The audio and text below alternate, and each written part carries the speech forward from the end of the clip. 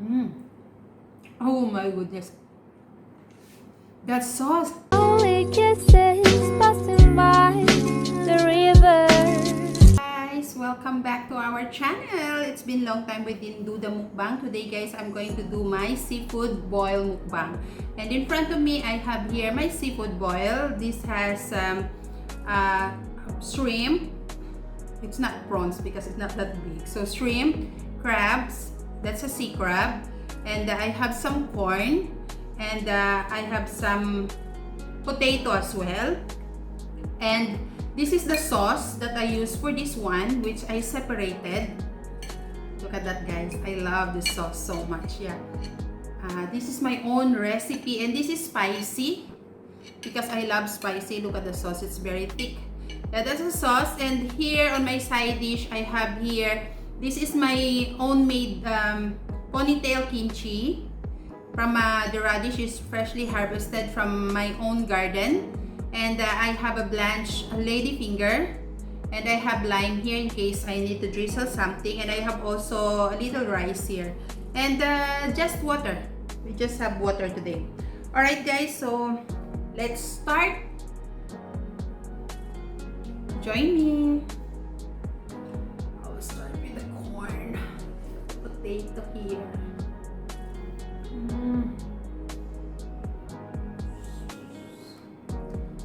I'm eating alone today. Husband is not home. That's why I did this. He don't like seafood. I mean, not really he don't like, he can eat, but he's just limiting it because of his gastritis.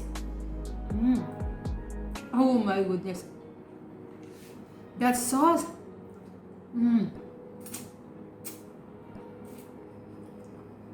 like I said, this is not a prawns. So the shell is very soft. I need some lime. For sure I can't finish this. This is like 3 crabs.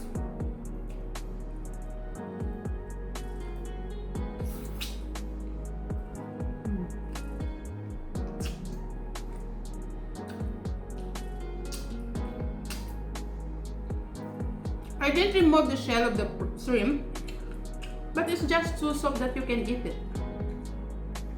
See?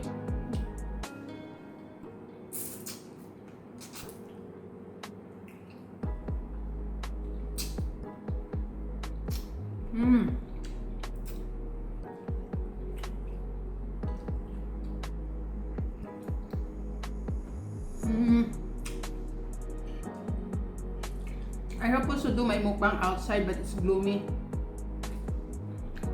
I don't want that. I have to stop because of the rain. Corn.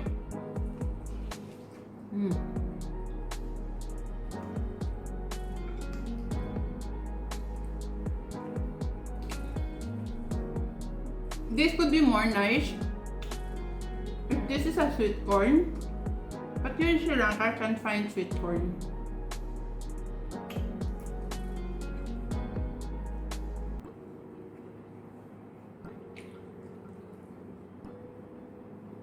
Burn.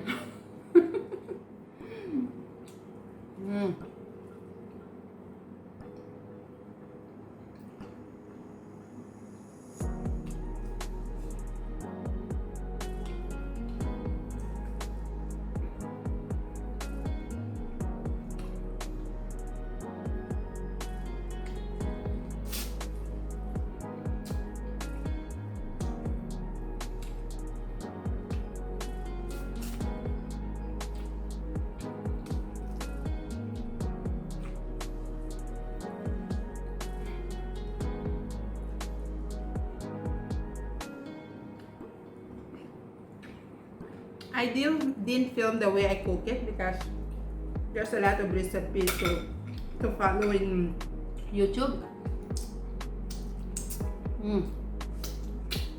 Yummy.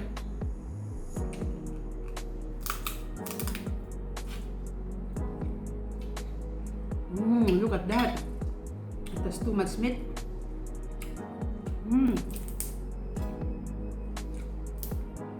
Yeah. It's full of meat.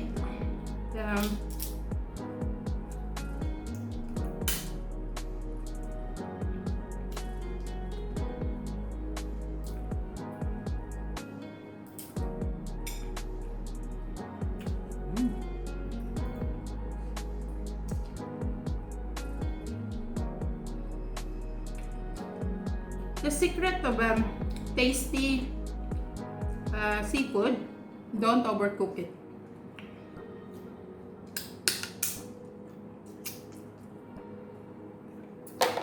I have here, I forget that I put some place here to put all the things.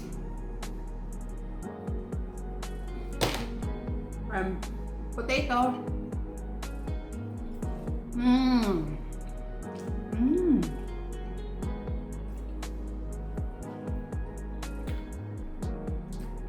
My goodness.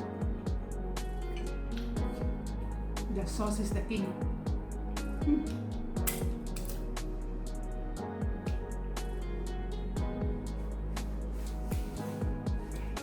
And this is my ponytail kimchi.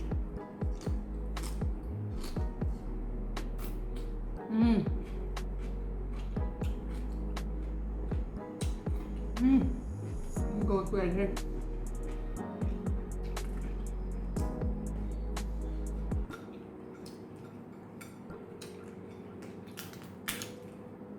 Look at the roe. See? That's the clean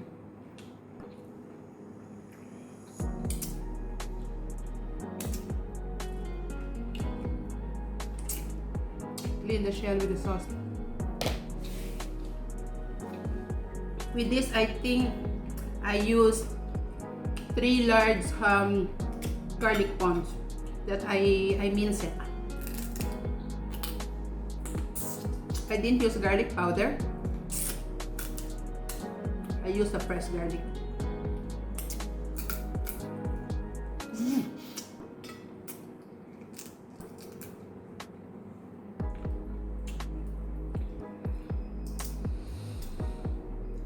I can feel the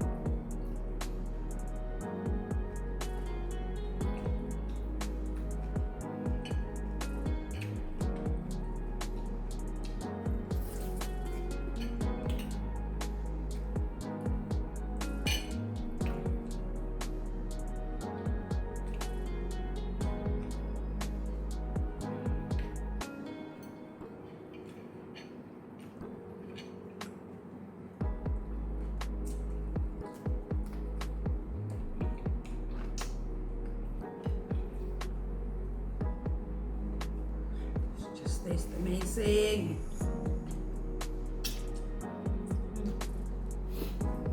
Potato.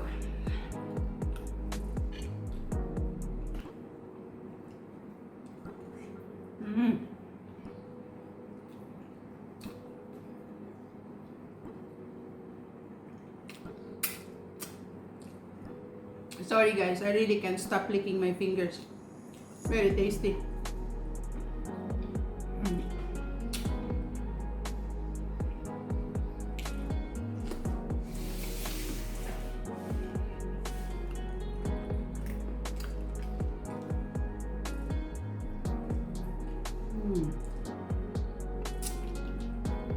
The roe.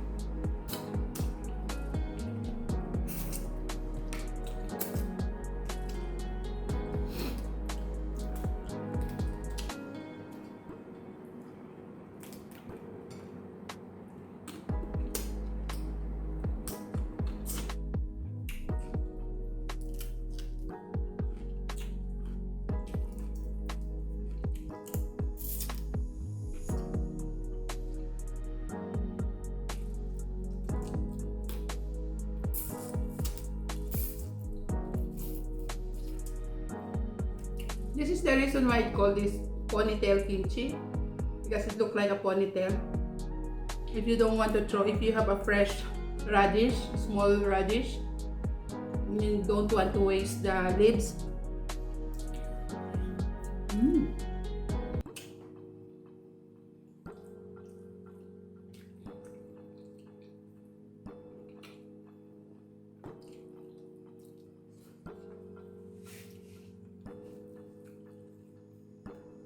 There's a fly even inside.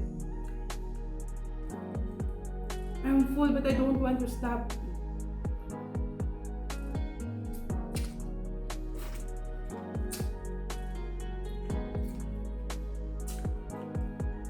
See, I can eat the shell of the shrimp.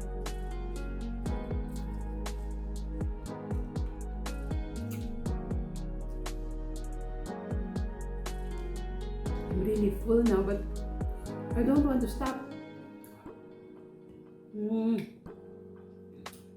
I didn't even finish to. I don't know what I'm gonna eat now. I will eat the corn.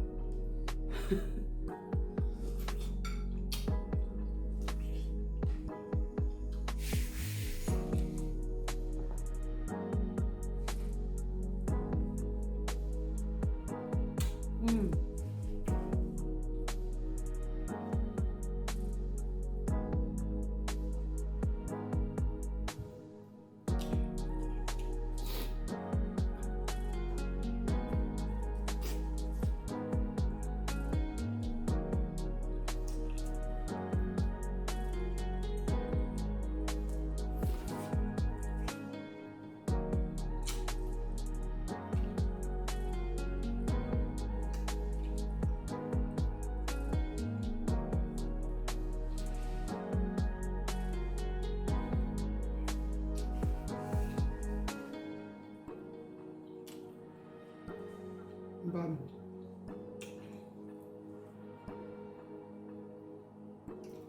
Yummy, guys. I really enjoy this meal. The sauce is fantastic.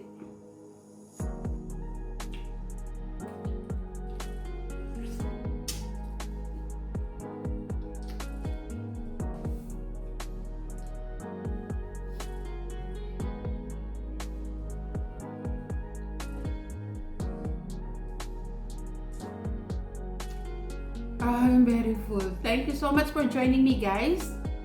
And till our next mukbang or till our next travel. So if you're not subscribed to my channel yet, please do press the subscribe button, and also don't forget to ring that bell notification. And yeah, travel and eat with me, guys. Thank you so much. Have a safe day, everyone. Bye bye.